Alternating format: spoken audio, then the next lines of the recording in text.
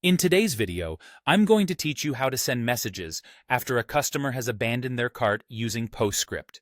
This is a fantastic way to gently remind your customers about their incomplete purchases and potentially boost your sales. We're going to go through this process step by step, ensuring you have everything you need to get started. First, let's open your web browser and search for Postscript. This will bring you to the platform where all the magic happens. Once you've located it, go ahead and log into your Postscript account. You can do this either using your email and password or by linking through your Shopify website, whichever method is more convenient for you. After you're logged in, the next step is to navigate your way to the side menu. There, you'll find the messaging section. Click on it and then select Automations. This is where you'll be creating your abandoned cart messages. Now, it's time to get creative. Click on Create Automation. Here you have a choice. You can either use an existing template or start fresh by creating a new one.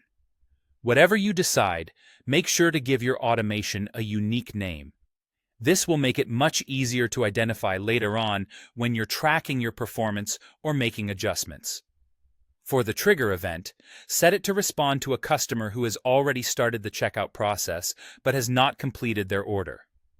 This is typically labeled Checkout Started in the system, and it will be the cue for your automation to activate. Next, drag and drop a delay action into your sequence. This is an important step that gives your subscribers some time to reconsider their abandoned cart. Generally, carrier regulations suggest that you send a reminder message within 48 hours of the initial trigger, so keep this in mind while setting your delay. Following the delay, you'll want to add a send message action.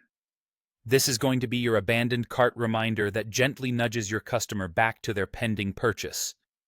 Customizing your message is key here. Use merge tags, such as first name, to personalize the message by addressing each subscriber by their name. Additionally, don't forget to include a dynamic link that leads directly to their specific cart. This makes it super easy for them to click back into the order and complete their purchase. Once you're satisfied with your setup and message content, make sure to save your automation. At this point, it's crucial to check that the enabled toggle is switched on. This step activates your flow, ensuring your messages are sent as planned. And with that, you're all set. Use these easy steps to remind your potential customers what they left behind, and you'll be well on your way to recovering those lost sales. Happy automating!